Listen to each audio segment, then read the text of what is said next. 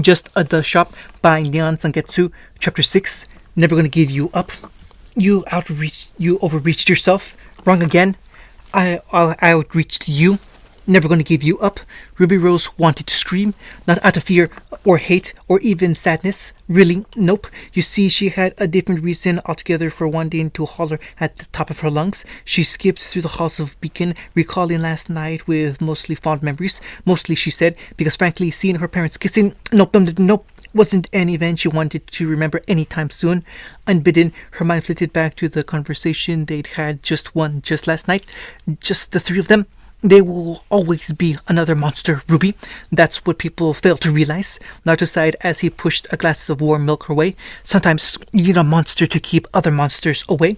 Ruby took it, letting the mug warm her cold hands. And that's what you are?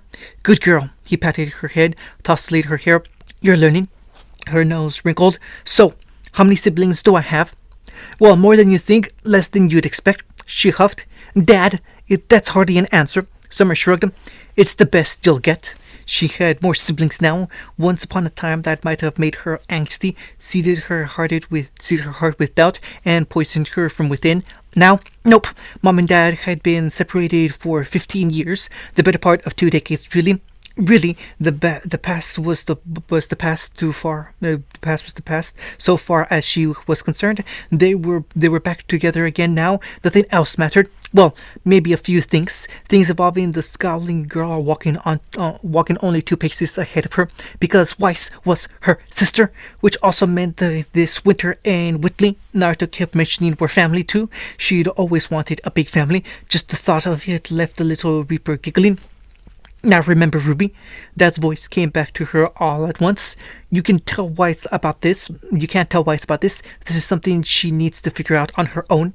Ruby respected that. Really, she did. She wouldn't tell her, of course, not when Dad wanted to drop the bomb himself. But it was so hard. Everywhere she looked, she seemed to find relatives she never knew about. At this rate, Blake's going to be her sister too. She misstepped, frowned a little. Wait a minute. Dad mentioned something about a name, Callie Belladonna, back in the shop. Blake's last name was Belladonna. Her mind leaped to the immediate conclusion. Weiss saw her smile and scowled. Why are you grinning? You've been like this all morning. Ruby giggled. No reason. Nope, no reason at all. Blake's bow twitched. Are you sure? Ruby absolutely beamed. Yep. Yang sighed. Ruby, Tell you later, sis. The little Reaper grinned and skipped ahead of them. Come on, we're gonna be late for class. She didn't see Yang linger behind Weiss and Blake. Certainly, she didn't hear her words. I have a bad feeling about this. While the children are away, the adults will lay. Was that the saying? Wasn't it play? Naruto supposed it didn't matter. Lay they had, him and Summer, over and over again until they lost count, until their bodies were pleasantly sore yet sated. Betwixt the sheets of his bed, he cast a withered eye about, wincing at the mess they had made. He didn't recall much of the last 3 hours, but now that they'd come down from their high, he realized his bedroom was an absolute ruin. In all due fairness, he did have 15 years to make up for. A little bit of destruction was to be expected, anticipated even. Shame about their clothes, though. Total loss there. Huh. Summer tucked her head into his bare chest, silver eyes half lit in post-coitus bliss. Much better. Why did I ever give this up again? Speaking of which, Summer, no. Naruto swatted her and away when it began to trail lower. Give me a second to catch my breath, for crying out loud. Is that long enough? Not again. Kurama howled from downstairs. Insatiable, the both of you. Book a hotel or something. Fine. The huntress subsided with a huff. So, how many? Like mother, like daughter. Naruto feigned ignorance, creaking a blue eye open. How many what? Don't play coy with me, mister. She tucked herself into his side, all but spooning against him. I know you held back earlier for Ruby's sake, but really? Her body shifted against his, all but sprawling across his chest. How many sisters did you give my girls? Even a theft man could have felt the intent in her words. Do you want the abridged version? Naruto. He held up both hands, fingers fully sprawled on all but one. Summer squeaked. 9. Did you even wait after we? I did. For an entire year. You were the one who backed away, remember? Here at last he felt the rare touch of anger. Don't go accusing me now. I take care of my own. If I'd known Ruby was mine, I would have come flying back into her life ages ago. But someone didn't want to see me. Sorry. The faint chime of the doorbell below demanded their attention. Summer groaned. No, don't want to get up. Naruto flung his senses outwards and recognized the presence below. All three of them. A wicked idea bit him and didn't let go. He just thought of a way to lift her spirit and deflect her anger all at once. Did you know I adopted one, and she kinda adopted two more? When she didn't respond, he stroked her hair. Kinda makes me a grandfather, you know? And you a grandmother by proxy. Summer perked up. Grandbabies? Yep, and they're downstairs. A shiver passed through her. All at once, she sprang upright. I want to see. Clothes. Naruto hollered before she could bolt downstairs. Summer stalked back with a growl. Fine, give me one of your old outfits. Cinder hadn't come this far by being a fool. Naruto had taught her many a thing, and since he'd taken her under his wing, chief among them the ability to sense danger. It was a skill that had served her well as she grew into a young woman, if only because it helped her to otherwise avoid those she was hopelessly out of her league. And when Summer Rose came barreling through that door, nope. Sudi took one look at her and responded accordingly. She did what must be done. She did not hesitate. She showed no mercy. Meaning, here, she threw Emerald and Mercury under the bus. Her minions, children, barely had time to stiffen as she placed a palm against each of their backs and thrust them forward. Emerald offered the least resistance, not quite realizing the danger before her. More fool she. It was she who fell first. Mercury had the good sense to at least dig his heels in and avoid being lumped altogether. They're adorable, Summer all but squealed. Let me take a look at them. Emerald squeaked and squeezed as Summer pinched her cheeks. Mercury snickered at her expression as her expressed discomfort. Huh, busted. Silver eyes swiveled towards him. I'm sorry. Did I say something that you found funny? Come here. Are you eating enough? Summer slunk away in the chaos. Time to make her escape. She could always visit father when that thing wasn't here. Summer's arm looped around her neck. And where do you think you're going? Cinder recoiled with a start, but it was too late. Her legs betrayed her. Gone stiff as stone, her mind bleated out a wild panic note of dismay. That was all she managed before the silver-eyed terror was upon her. Naruto poked his head out of the door, took one look at them, and darted back inside. Cinder glared glowing golden daggers at her fool of a father. Traitor! While a cheeky Summer fussed and fretted over Cinder and company, Naruto slipped back inside. He eased the door to the shop shut behind him and locked it for good measure. All right then. The keen blue eyes surveyed the recently repaired shelves and the product placed within. The dust sang pleasantly to his ears, humming with trace amounts of chakra. Ruby had done a good work here. Everything looked good as new. There wasn't so much as a speck of dirt to be seen, not a hair out of place. And yet it was quiet, too quiet. He sensed something in the stillness. Karma uttered a jaw-popping yawn from where he lay on the counter. Finally noticed it, have you? How could he not? Negative intent pervaded the shop, and none of it seemed from those without. His gaze swept towards the right, regarding a tiny little corner. In hindsight, he couldn't say what felt off about it, only that something did. He took one step forward, then another, a third now, careful to block their escape with his body. So, his voice rang out into the silence. How long do you plan on hiding? Nothing happened. Not a peep. Not a sound. Maybe he was losing his touch in his old age. Perhaps his mind was playing tricks on him. Not bloody likely. He slapped his hand together, to which a harsh pulse chakra burst from his palms and rippled across the room. It was an old trick, one that still served him well from time to time, and it did so now. With a faint sound like shattering glass, she appeared. Huh. Kurama raised his head and cocked it to one side like the fox he was. These kids keep getting weirder and weirder. She certainly was an odd one. Naruto took her in at a glance, noting pink and brown hair, mismatching eyes that seemed to flicker with fear when he stared at them over long. Her clothing was a mad medley of black and white pink, matching the strange parasol she hung over her head. As he looked on, the girl stowed it at her side. Yet this was not a girl. A child wouldn't have those kind of curves. A child wouldn't stalk towards him, her eyes angrily flickering slits of anxiety. Yet she didn't speak. Not going to say anything? She scowled and stabbed a finger to her mouth. Oh, she blinked, feeling mildly chagrined. You can't, can you? Her free hand fished a scroll forth from her pocket and held it up for him to see. 3 little words awaited him within. Leave Roman alone. Ah! His smile shriveled up, taking his goodwill with it. You're one of his, then? Her head bobbed. What do I call you? She traced three letters in the air with a finger. Neil. Another nod. She had moxie, if nothing else. The scroll flashed out again. He's my dum-dum.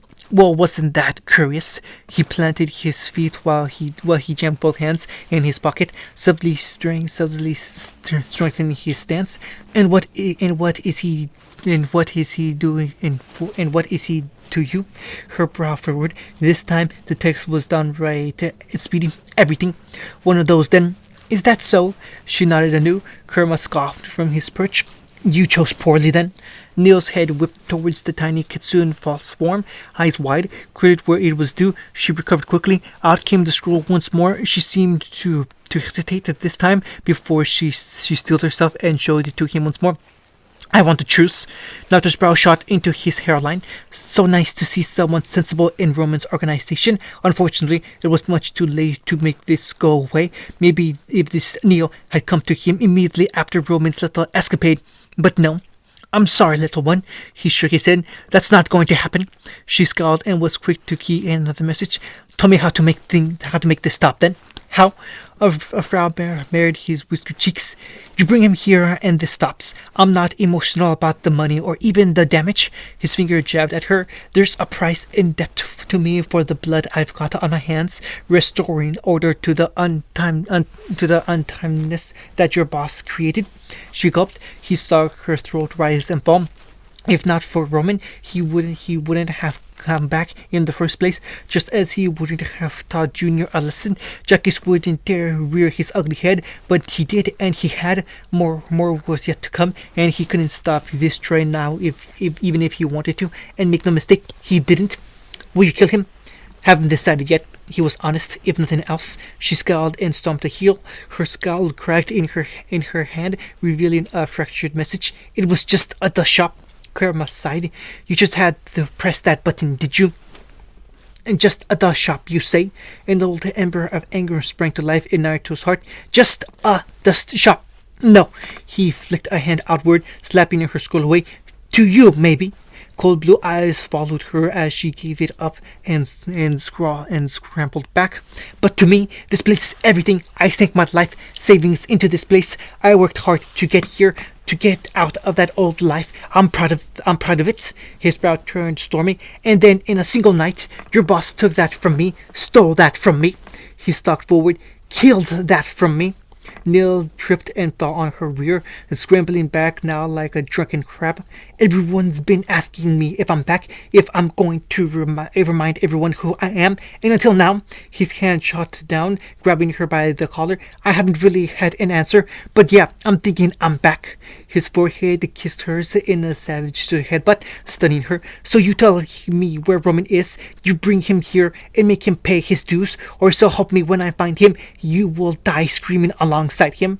He flung her to the ground. Now get out before I lop off your pretty little head. Neil didn't need to be told twice. She vanished in a crackle of glass. Almost immediately, a harsh clamor arose outside. Naruto pivoted on one heel to regard it. For the love of... He bawled outside, fearing the worst. Several things happened at once. Move! Cinder Appa shouldered past him, seeking shelter inside. Naruto was inclined to let her, seeing as Summer was somewhat distracted at the moment. He peered past her, beheld a white on blue vest with a matching skirt flowing up into a familiar face, framed by hair white as snow and clean blue eyes besides, just as well too, because those eyes were focused on him. If they were, he expected they'd be a great deal warmer. Right now, they were chips of pure ice. Hello, Summer. Ruby's mother lifted her chin. Willow, you look well for a drunk. And you look well for a woman who's supposed to be dead. Willow tilted her head just so. How many times have you died again? Her eyes flitted past, a light upon him, and she tried to step around her. Step aside. I'm not here for you.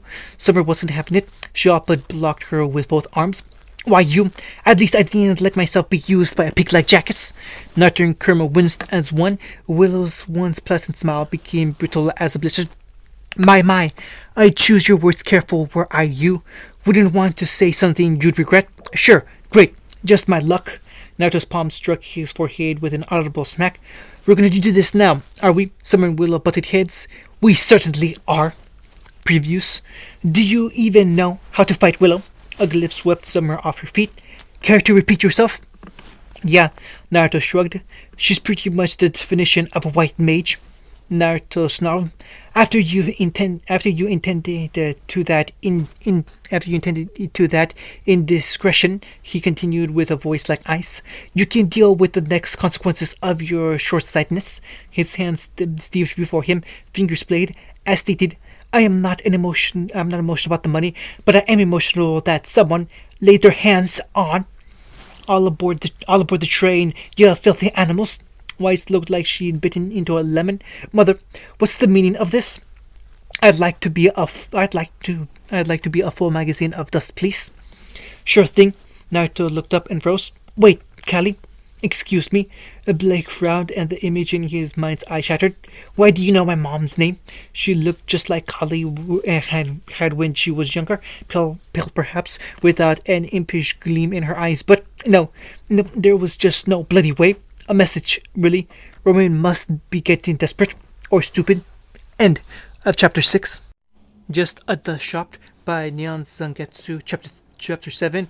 A little bird told me. Excuse me, harmless you say? You think she's harmless? That man is the antithesis of harmless. He has befriended some of the worst monsters, villains, and criminals known to Revenant. His body count numbers in the thousands, and you want to anger him? A little bird told me. Stop blowing holes in my shop! In hindsight, perhaps it was too much to hope Willow and Summer wouldn't argue. Naruto ducked, caught a vial of dust as it whistled past his head, and set it down on the table with a wistful glower. Both women subsided and sank into their seats. His sole solace in this was the seclusion of his shop, in that he'd somehow managed to get both of them inside and the wine out before all hell broke loose. But really, could one blame them for fighting? Willow got to see him nearly every week, and Naruto suspected that would soon become a daily occurrence now that Jackass had been outed. While Summer only just reconciled with him, she'd stumbled back into his life by pure chaos, by pure chance. One had nothing to prove, the other 15 years to make up for, and yet for all that, there were each one of them mothers. Wars had been started over less. I was first. Summer's hand slapped down on the table, rattling the glasses he'd laid out for them. For a moment, her silver eyes almost seemed to flicker with inner flame before she brought herself back under control. Her smile was sweet, but her voice promised murder in its purest form. Even a Jinchuriki knew better than to interfere in a conflict like this. Best to let them have it out and be done with it. So you were. Willow offered a languid smile as she raised the flute of wine to her lips. She took a long moment to savor it. Only then did she continue. But you let him slip through your fingers and shatter. Her head tilted a fraction of an inch, strands of white hair concealing her left eye. It fell to me to pick up the pieces, didn't it, dear? Naruto looked away and coughed into a fist. Leave me out of this. Summer flinched. I made a mistake. Yes, you did. Willow granted her a nod. A mistake of your own making. Kurma whistled in the background. Gonna need some healing chakra for that burn. How long was it? Willow's anger had ever been a cold sort. She didn't burn bright like summer. Her ire, when roused, was a frigid thing indeed. Oh yes, 15 years. Not a call, not a text, nothing. She raised a hand and conjured a glyph to her fingers, then made a show of inspecting it. You shut him out. And for what? A twist of her wrist warped it yet further, conjuring a pair of ghostly white figures in the palm of said hand. One vanished, leaving the other alone. Your precious worldview for your belief in black and white. When her fingers moved, they danced to her tune. He gave you his heart, and you, her face closed, emitting a crackling noise, shattered it. Summer shook with every word. Willow showed no mercy. He cried, Did you know that? Summer made a wounded noise and rounded on him. You did? Once? Naruto interjected a kernel of truth into her diatribe. I was drunk at the time. Regardless, she could not live. He could not live with she could not live with her own failure. Willow tuttered. Where did that bring her? Back to you. Wintry blue eyes met hers until she looked away. That still doesn't give you the right to bully her like this. Apologize. I will, once I've said my piece. She huffed. You're already to blame. Her eyes laid back to Summer, eliciting a squeak from the slight huntress. You hurt him so very badly. Is it any wonder he'd seek out someone who knew the same pain, someone who would never ever betray him? Summer's hand bit into the table. We're together now. I don't doubt that, Willow allowed. He always was soft, but how am I to know you won't leave him again? It was the straw that broke the camel's back. Naruto saw it a moment before it happened and managed to rescue the glasses before she did something rash. Summer, don't. Too late. The cloaked huntress surged out of her seat with a snarl, grabbed the table and separated her from Willow and flung it away as though it weighed no more than a pack of matchsticks. It struck the door and bounced off, shredding itself apart as it skittered across the floor. Blast it, he'd like that table. Oh ho! For her part, Willow remained seated, lips quirked into a small smile. You're coming closer after his warning. Summer cracked her knuckles. I can't kick your ass without getting closer. Willow spread her arms wide. Then come as close as you like. Do you even know how to fight, you drunken? A glyph swept Summer upright and upheated her onto the floor. Willow hadn't budged an inch. Care to repeat yourself? Yeah, Naruto shrugged. She's pretty much the definition of a white mage. The phone rang, shattering the moment. He dove on it. Sparks and explosions. He planted a smile on his face as he drawled into the receiver. How can I help you? Hello again, old friend. A low Miss Julian purr answered. You seem to be in better spirits today. His smile died in ugly death. Again, Militia, you already called me to express your condolences. What do you want? Willow arched a demure brow. Summer's head hit her hands, anger momentarily forgotten. Not another word. She isn't, he bit out before returning his attention to call. Why are you calling again? Come now, don't be so cold. Little Miss sounded far too pleased for her own good, which usually boded poorly for him. I'm simply repaying a favor from one friend to another. My girls told me a fascinating story just last night. There was a hint of something in her tone that had him birdling. And Melanie saw this fascinating bird roosting down by the nearby docks. Isn't that remarkable? He physically felt Summer stiffen behind him. Wasn't hard to see through the double speak. Crow, not likely, didn't sound like his usual dive, which meant something altogether unpleasant. His blood turned to ice, then superheat plasma. It certainly is. And what would the name of this bashful bird be? Don't need to beat around the bush. I know you've been looking for her. She's got a bounty on her head. Her, definitely not Crow. I have, and she does. He allowed. She's being difficult. And whose fault is that? Maybe you taught her to hide a little too well. He'd made many mistakes. Teaching her had been one of them. She'd been willing at the time, but she'd learned a little too well. He had also learned a little Miss didn't give her information freely. What do I owe you for this? Not a thing. She sounded like the cat who caught the canary and slaughtered its entire family. Your little stunt with Junior weakened his gang and gave my spiders a chance for a little. aggressive expansion down in the south of Vale. Do be nicer to your nieces next time, though, won't you? They're quite cross with you for knocking them around like that. He fought down a wince. It wasn't. It was that or kill them. Fair enough. I'll be in touch. Naruto hung up with a heavy heart. One mistake, one slip, and his past came crawling out of the woodwork to torment him. Damn Roman! If he didn't hate him before, he did now. A harsh cracker behind him told him Summer and Willow had resumed their hostilities with a vengeance. This is just not my day. Today was definitely her day.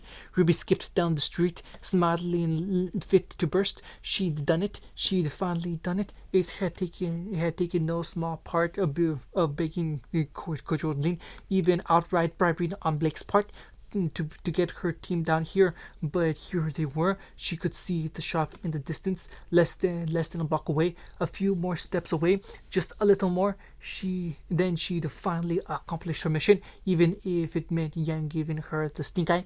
You're doing it again, she hummed a little. Doing what? Why, hissed that. Stop smiling. Ruby bounced forward, laughing as the glyph hurtled by.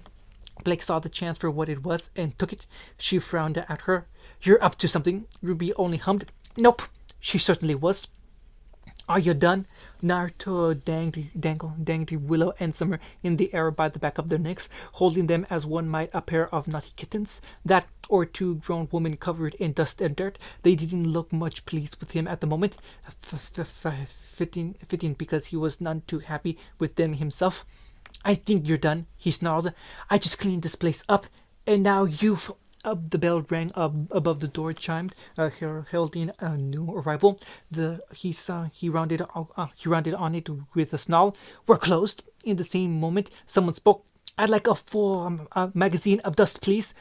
Oi, I just said we were... Naruto looked up and froze.